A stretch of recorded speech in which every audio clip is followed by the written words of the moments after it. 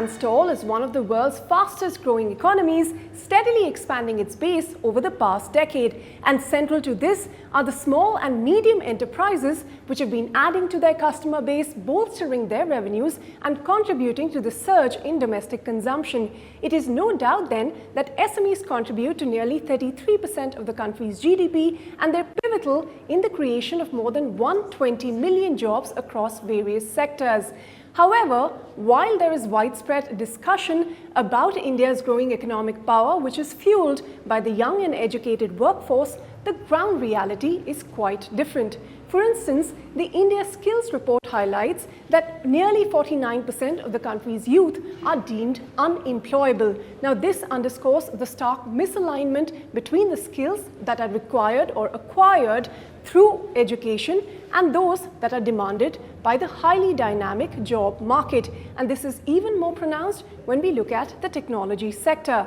Hello and welcome to this exclusive series. CNBC-TV18 presents Bharat Trailblazers in association with Salesforce. Today, we turn our focus on a company that has been working in the past decade or so to bridge this exact skill gap.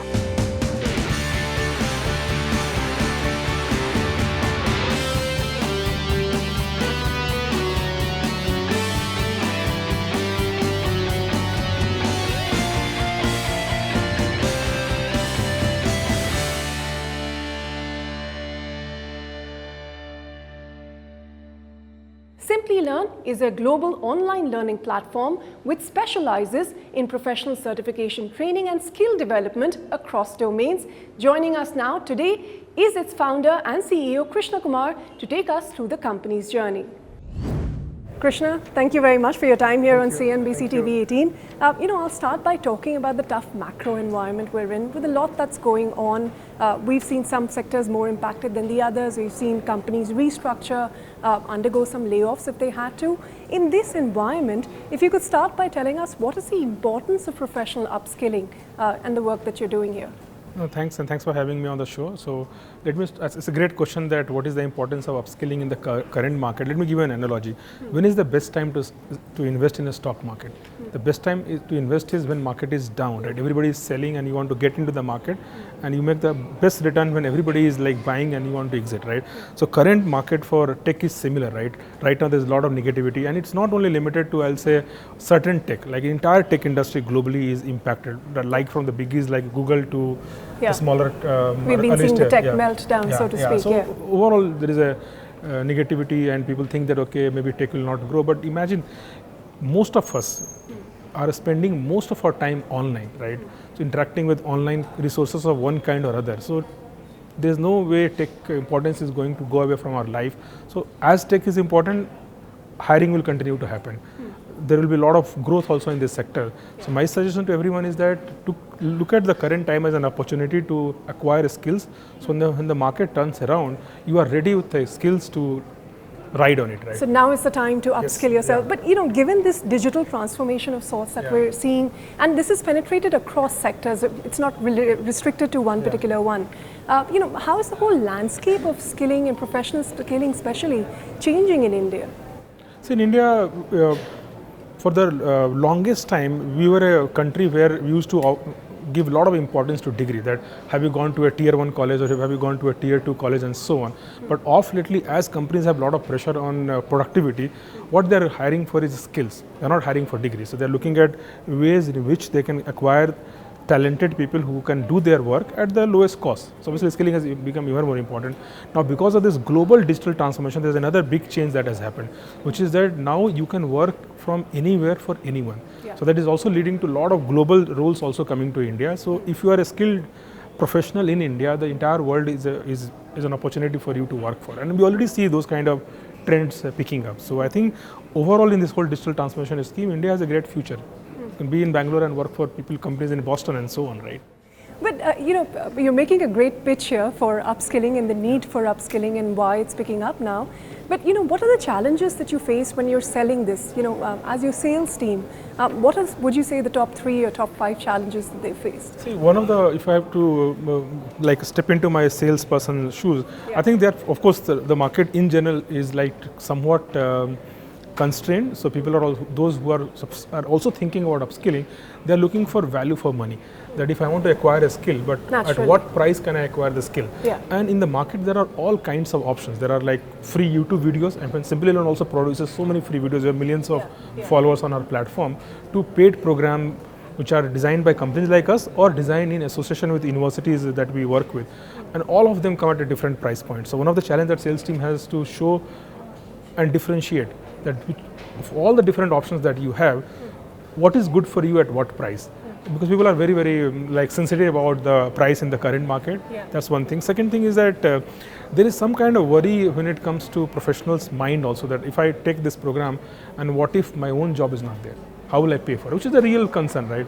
Yeah. So how to overcome that concern is that while that's a concern, but doing some upskilling also kind of reduces your risk of having that incident happening with you, because you can differentiate yourself with your colleagues. With you higher can differentiate, skills, and you can also maybe add more skills, so your current company can also utilize you for more than what they're currently doing. So I think the biggest challenge is that at one end there is some kind of toughness in the market, and other end we are saying that okay, upskill. So budget is a big challenge that our sales guys are like struggling with. Other big issue is that how do they help people differentiate from one product to another product, because everybody seems to be talking about the same thing. So that's another challenge that I think from the sales guys perspective I see them facing.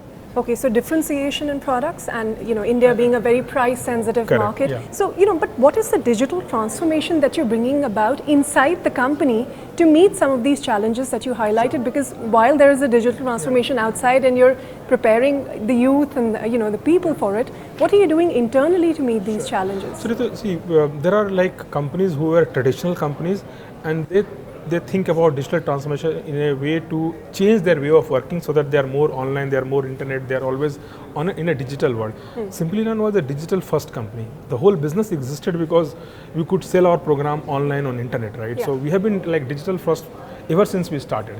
So we use all kinds of product to automate our sales process, our service process, our product, our human resource process, our HR, finance process. So there's all kinds of automation that exists within the company, and we have all kinds of data that we track to see how each of the functions can become better. So, we've covered step one, which is sales, then comes service.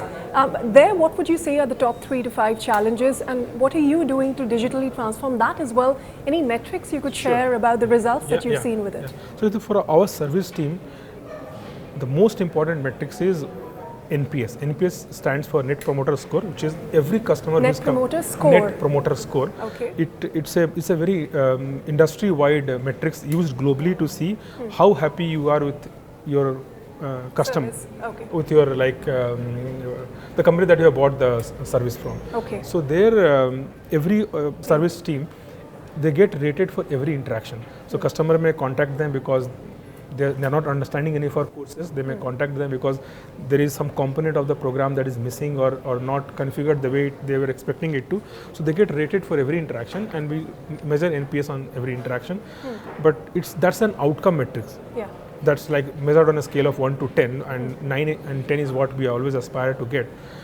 So we don't directly get to that particular metric. There's a lot of input metric also. It goes that how many calls you got from the customers, how soon we responded to that particular call, was the query solved on the call itself, or it became a ticket. If it became a ticket, how long it took for us to close the ticket. After the ticket, did we send them a survey to ask, are they satisfied with the resolution provided by our team or not? So we do a lot of data, and that's where we use Salesforce, because obviously all our service team and sales teams are on Salesforce. So our data flow is very seamless. That right from inquiry to a prospect becoming a customer, and we servicing that particular customer, the entire journey is on one single platform. You've partnered with Salesforce for some of this digital transformation that you have undertaken. For the industry out there that is watching, what would you say have been some of the key takeaways? What were you looking for in a partner, that helped you meet this agenda, or whatever your targets you had were? Yeah. See, I will say that of course there are like technical aspects of the product. Does it have all the features? Is it meeting a requirement? And so on and so forth. So obviously that's one part of it. But I think when it comes to identifying any partner, right?